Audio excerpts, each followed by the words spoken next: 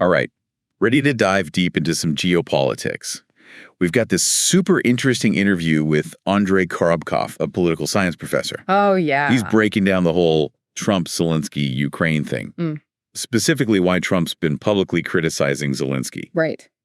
What do you think? Is this just personal, or is there something bigger going on, like some big geopolitical strategy? Well, it seems like Trump's following this kind of pattern, like a playbook almost. Oh, really? Yeah, Carboff calls it Trump's operational procedure. Basically, he doesn't let things go when he feels like he's been betrayed.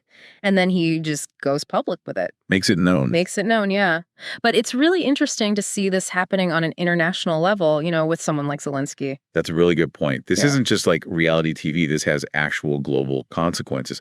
So what does Trump see as these betrayals from Zelensky? Carboff points out a couple of specific things. The Burisma controversy. Oh, right. During Trump's first term, which led to that whole impeachment thing. Yeah. Trump felt like Zelensky didn't handle it well, especially with Biden and his son and those Ukrainian energy companies mixed up in it all. Right. So shady dealings. Yeah. And then there was the last presidential election. It seemed like Zelensky and some Ukrainian officials were supporting Biden and the Democrats. Oh, I see. And Trump didn't like that very much? Nope. So Zelensky kind of screwed him over, at least from Trump's perspective, not just once, but twice. Yeah, and now we're seeing the fallout. So is this just about hurt feelings, or is there something more to it, strategically speaking? Carboff thinks there's a bigger strategy at play. He says that Trump is completely focused on the Pacific, on containing China. Makes sense. That's America's top priority for him. And so Europe kind of gets pushed to the side. Oh, okay. How Trump's dealing with Zelensky is like a message to Europe, like a heads up that things are changing. Like, hey, things are different now. Yeah, don't expect things to be the same. Carboff uses the term realpolitik to describe this. Realpolitik. I feel like I haven't heard that term since college Palesi class. Yeah, probably. But it's relevant here. So can you refresh our memory?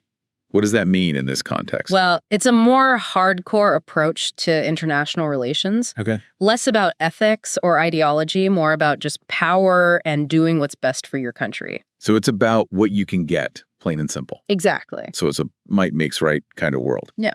If we're looking at the bigger picture, it seems like Trump's basically saying to Europe, you're on your own. The U.S. is calling the shots. Yes, something like that. What do you think that means for Europe?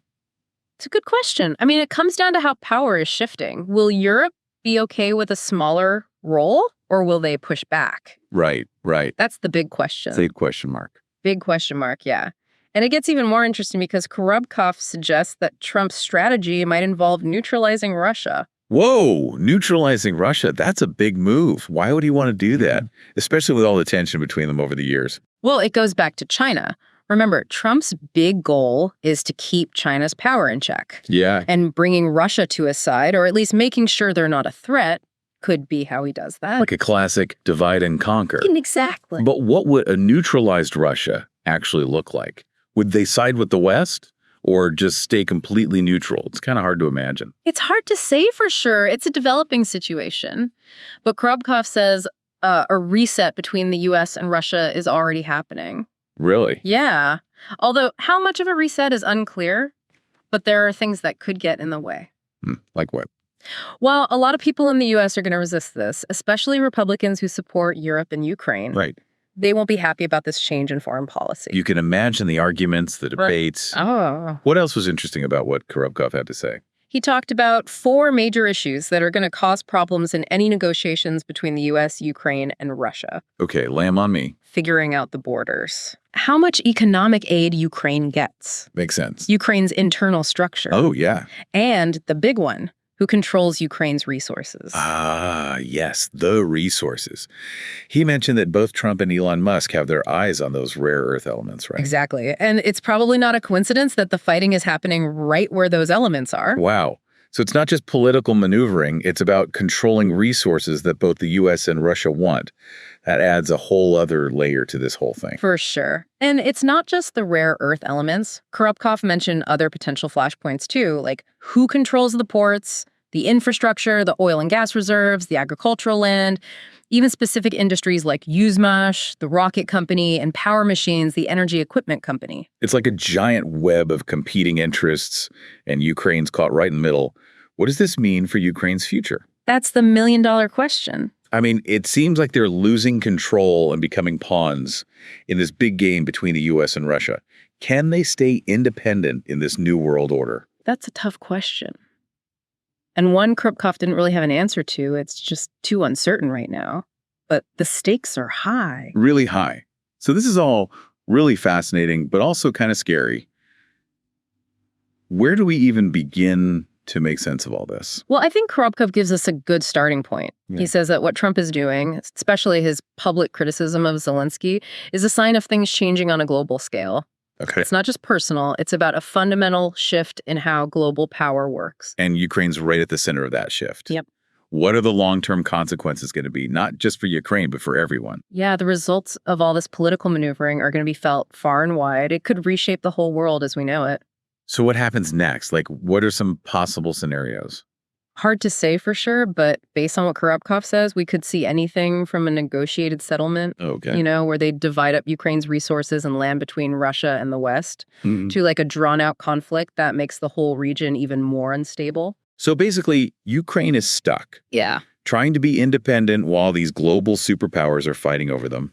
Sounds like they can't win. It's a real possibility. Carboff was pretty clear about the challenges Ukraine is facing. He said that whether they can survive this whole geopolitical mess depends on a few things. Like what?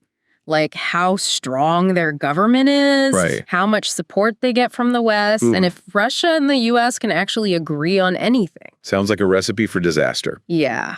So what can regular people do, like our listeners? How can they understand what's going on and how it affects them? I think the most important thing is to stay informed. Okay. Read articles from sources you can trust, listen to different points of view, and ask questions. Don't be afraid to ask. Yeah, exactly. The more we know about what's happening, the better we can deal with whatever comes next. Global events affect everyone, even if they seem far away. That's so true. It's easy to feel helpless when you see stuff like this happening in the world. But staying informed gives you some power back. For sure. And remember, this isn't over yet. The choices we make today as individuals and as a society will shape the future. Wow, this has been really insightful. Thanks for talking with us. My pleasure. And to our listeners, thanks for joining us for this deep dive into the world of international politics. Hopefully, this has helped you understand what's going on between the U.S., Ukraine, and Russia. Knowledge is power. The more you know, the better you can handle whatever's coming.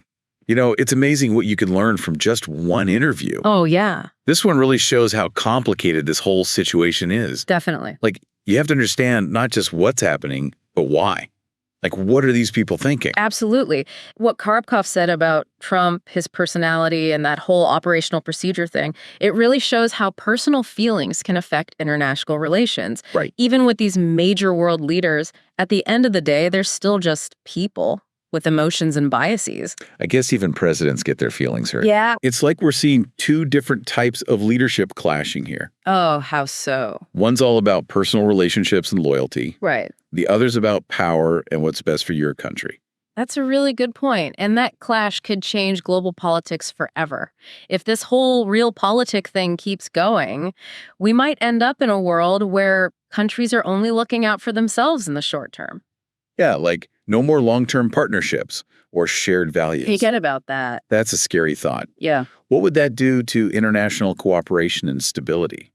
Could it lead to more conflict? It's definitely a risk. Carboff didn't really give us any answers, but he did say that countries need to communicate clearly, be willing to compromise, and focus on what they have in common. So finding the right balance between being practical and sticking to your principles. Exactly. That's going to be key in this new world order. So what's the bottom line for our listeners? What should they take away from all of this? The main thing is that things are changing, and no one knows for sure what's going to happen next. The old rules of international relations don't really apply anymore, so we all need to stay informed, talk about these things, and hold our leaders accountable. Well said. So to all our listeners out there, keep thinking about this stuff. What does it all mean for Ukraine, the U.S., Russia, and the rest of the world? And remember, the future isn't set in stone. We all have a part in shaping it. Subscribe to our podcast, available on Spotify, Apple Podcasts, and YouTube. We are here to make things clear. New episodes every day.